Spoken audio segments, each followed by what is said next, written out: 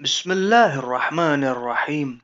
Ayatollah Sistani अपनी किताब तौज़ीहुल मसाइल में मसला नंबर 1529 में लिखते हैं, इंसान के लिए रोज़े की नीयत का दिल से गुजारना, मसलन ये कहना कि मैं कल रोज़ा रखूंगा, ज़रूरी नहीं है, बल्कि उसका इरादा करना काफ़ी है कि वो अल्लाह ताला की रज़ा के लिए अज़ान सुबह से मगरिब तक कोई ऐसा काम नहीं करेगा जिससे रोज़ा बातिल होता हो। और इस यकीन को हासिल करने के लिए ज़रूरी है कि कुछ देर अज़ान सुबह से पहले और कुछ देर मगरिब के बाद भी ऐसे काम करने से परहेज करे जिनसे रोज़ा बातिल हो जाता है। इंसान माह रमज़ानुल मुबारक की हर रात को उससे अगले दिन के रोज़े की नीयत कर सकता है। वो शख्स जिसका रोज़ा रखने का इरादा हो, उसके लिए माह रमज़ान में रोज़े की नीयत का आखिरी वक्त हंगामे अज़ान सुबह है, यानी एहतियात वाजिब की बिना पर हंगामे अज़ान सुबह रोज़ा बातिल करने वाली चीज़ों से परहेज करना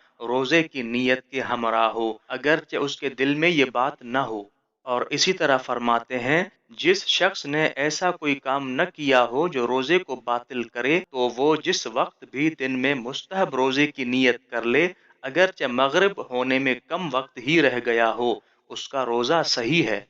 और इसी तरह फरमाते हैं, अगर कोई शख्स जानता हो कि रमज़ान का महीना है और जानबूझकर माह रमज़ान के रोज़े के अलावा किसी दूसरे रोज़े की नीयत करे, तो वो रोज़ा जिसकी उसने नियत की है वो रोज़ा शुमार नहीं होगा। और इसी तरह माह रमज़ान का रोज़ा भी शुमार नहीं होगा अगर वो नियत कस्द क़ुर्बत के मनाफी है, बल्कि अगर मनाफी न हो तब भी एहतियात की बिना पर वो रोज़ा माह रमज़ान का रोज़ा शुमार नहीं होगा। मिसाल के तौर पर अगर कोई शख्स रमज़ानुल मुबारक के पहले रोज़े की नियत करे लेकिन बाद में मालूम हो कि ये दूसरा या तीसरा रोज़ा था, उसका रोज़ा सही है। और इसी तरह फरमाते हैं, अगर कोई शख्स अज़ान सुबह से पहले रोज़े की नियत करने के बाद बेहोश हो जाए और फिर उसे दिन में किसी वक्त होश आ जाए, तो एहतियात वाजिब की बिना पर ज़रूरी है कि उस दिन का रोज़ा तमाम करे, और अगर तमाम न कर सके तो उसकी कज़ा बजा लाए।